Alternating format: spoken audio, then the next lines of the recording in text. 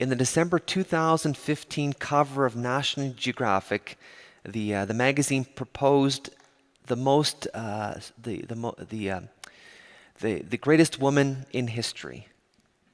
Now, some people may say it's my wife, or some people may say it's my mother, or some people may say, for instance, Hillary Clinton is the most powerful woman in the world, or the Chancellor Merkel of Germany is the most powerful woman in the world.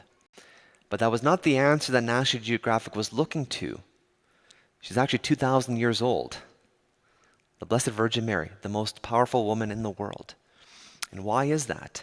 Well, there's not really much, of course, in the Gospels about her, but nonetheless, that there's great resonance in the Christian life in terms of Mary's power. And even looking at the liturgical calendar, that there's a feast devoted to her every month except in April and June.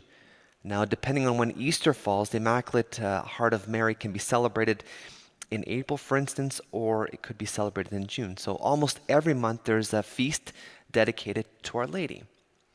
Now, of course, we know many non-Catholics who say, you Catholics worship Mary. No, we don't worship Mary. We worship the triune God. We honor Mary as the greatest Christian disciple because she goes through the joys and sorrows of the Christian life, living out what would be the essential message of Christianity, the kerygma, the participation in the life, the passion, death, and resurrection of our Lord. And no one is more devoted to that life than Mary.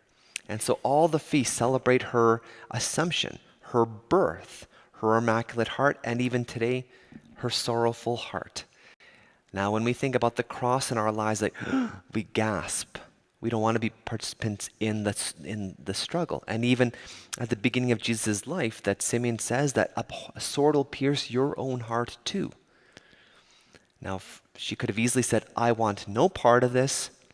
I don't want to live that life of my son. And yet, she's faithful to living out the life of her son intimately through her own life. And I think within the liturgical season, we have all these encounters and celebrations of Our Lady because they remind us of what it means to follow our Lord. And a few weeks ago in the Sunday Gospel, we heard Jesus give the demands of discipleship. You must deny yourself, take up your cross, and follow me.